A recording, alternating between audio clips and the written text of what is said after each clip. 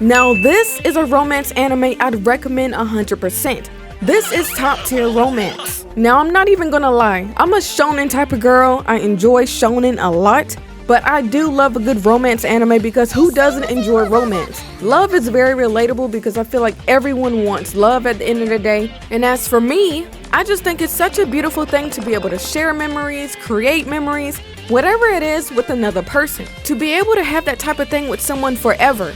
But in Anzu's case, she ain't having it. She's not looking for love and she wants nothing to do with it. Anzu is simply trying to live her best life. The only thing she feels like she needs is chocolate, video games, and her cat Momohiki. But the whole game switches up on her when a wizard by the name of Riri appears before her, wanting to interfere with Anzu's little routine. And this Riri claims that it's for the sake of the population so it doesn't dwindle out. Of course, it's not Anzu's problem, but the wizard has officially made it Anzu's problem. Especially when the things she loves the most have just been confiscated by this wizard. And that, for the most part, sums up Romantic Killer and what it's about. 高校生に一人暮らしさせるという無理やり展開。フィールド作りは早めにやっておかないとですからね。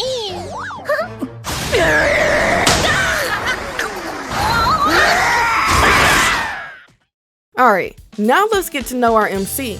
Our MC goes by the name of Anzu Hoshino, and she's a high school first year, and once again she has three main things she likes: cats, video games, and chocolate. She could care less about anything else. Now I don't know about y'all, but isn't that kinda interesting? To have someone not interested in love whatsoever. Those tend to be the best love stories when love just kinda lines up with you. Anyway, Riri has made it painfully clear that they are willing to do whatever it takes to get Anzu to fall in love. That's their whole purpose, and that's what makes this show so funny and so entertaining. The fact that Riri isn't above using cheap tactics to make this happen. So Riri sends three main men Anzu's way. We have Kazuki, Junta, and Hijiri. Not gonna lie, all of these men are handsome, so Riri definitely pulled out all the stops for this. But like most women, Anzu is stubborn, so it's not gonna be easy. Especially when Anzu comes across her first candidate, Kazuki, who's basically a smart pretty boy that all the girls want. Now Anzu bumped into him while walking out some sort of convenience store and ended up breaking his phone during their encounter. She felt bad about it, offered to buy him a new phone, he declined. Later on they ran into each other again, but at school this time. Now this is where we found out that Kazuki is pretty popular with the ladies, but Kazuki is not having it. He's not interested in dating, and I respect that because he actually means that. You have some people out here, sometimes women, sometimes men, that will say they're not interested in dating, but what that really means sometimes is that they're not interested in dating you. Right off the bat, Kazuki immediately has my respect because he's already shown that he's direct and he's real about his emotions. He's not gonna lead you on or do anything like that. Honestly, this is my favorite ship, and I would love to see Kazuki and Anzu get together. They started off as friends, and they really have a good foundation, and I feel like they have a deeper connection compared to the others. But let's talk about Junta, our second candidate that shows up. I can sum up Junta in literally 2 words. He's nice and he's athletic. Now the way he met Anzu, or at least the way he was introduced to Anzu, he literally showed up on her doorstep one day, ready to walk to school with her. It was a little weird, but definitely different. I think what made it so weird was the fact that Anzu didn't seem to recognize him at all. Yet he was claiming to be a childhood friend of hers. Off rip, I immediately felt like Riri had something to do with this, so at first I was not on board with this ship. Now don't get me wrong, I definitely enjoyed their dynamic, but it didn't seem genuine at first. I mean, especially if Anzu didn't even recognize him or claim him as a childhood friend. It wasn't my favorite ship because of this. It kinda just seemed like Junta was just a pawn in Riri's game. So I really wasn't on board with someone being manipulated just to achieve something. I couldn't support that. But at the end of the season, or at least closer to the end of the season, it was revealed that Junta was indeed a childhood friend as he claimed. Junta was actually someone named Tanta, who Anzu kinda grew up with. Anzu had just never pieced 2 and 2 together. I mean, after all, Junta had really shot up. He had a serious glow up. All Riri literally did was make them cross paths a lot faster than they would have. And after I learned that, I was a lot more supportive of this ship. But then we ran into another problem, our third candidate. Our third candidate was Prince Hijiri, I can sum them up in 2 words, rich and arrogant. Now the way they met was a lot more comedic than the other two. Anzu was basically running late for school one day and got hit by his limo. Rich boy thought it was some sort of play to get close to him and tried to reward her with a date. Anzu was insulted, as she should be. Now here's where I got a bit conflicted with myself. On one hand, I knew I wasn't gonna like the rich boy because he was arrogant, self-centered, spoiled, and on and on. However, another side of me really enjoys arrogant characters because they're interesting. I mean, what do you expect of someone that's used to having everything? You expect them to be arrogant, so it's kind of natural. Now, while it made him entertaining, it also made him annoying. But I did start to like him after a bit. It seemed like Anzu had some sort of effect on him, and I enjoyed that. She was the first woman to not throw herself at his feet, and she actually told him about himself. What I liked about Hijiri is that he took what she said to heart and actually picked up a job himself to earn his own money for a change. But like I said earlier, I definitely support Anzu and Kazuki a lot more. But between Hijiri and Junta, I'm kind of torn because I feel like Hijiri and Anzu would be a lot more interesting, but Junta is also a nice person too.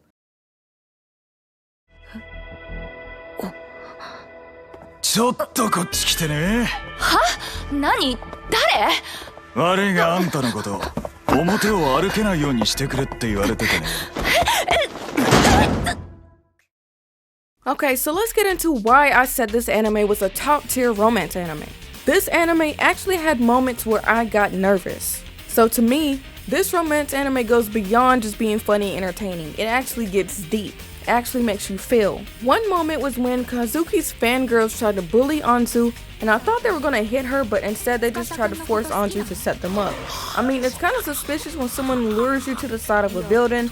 My mind just immediately went to a dark place. Now I'm gonna be completely honest here. I honestly don't know why I'm so morbid, but I'm gonna blame anime. Sometimes you can be watching an anime and stuff just goes completely left field and you don't expect it. Maybe that's why I felt morbid, and maybe that's why I felt like something was gonna happen here. Anyway, contrary to what I was preparing myself for, Anzu just declined, remembering that Kazuki wasn't interested in dating anyone and told them that. She's a W friend. The second moment I got nervous was when Anzu was confronted by 2 random thugs, courtesy of Kazuki's stalker. I really feared for Anzu's safety here because I didn't want anything bad to happen to her. She was a good and a down-to-earth person. It was actually at this moment that I realized that I was emotionally invested in Anzu. The third and final moment I got nervous was when Anzu was confronted by Kazuki's stalker directly. Like she showed up to get the job done herself when the 2 thugs were stopped in their tracks by Junta and the others. That was a really scary moment for me because I wasn't sure what was going to happen, what direction this was going to take.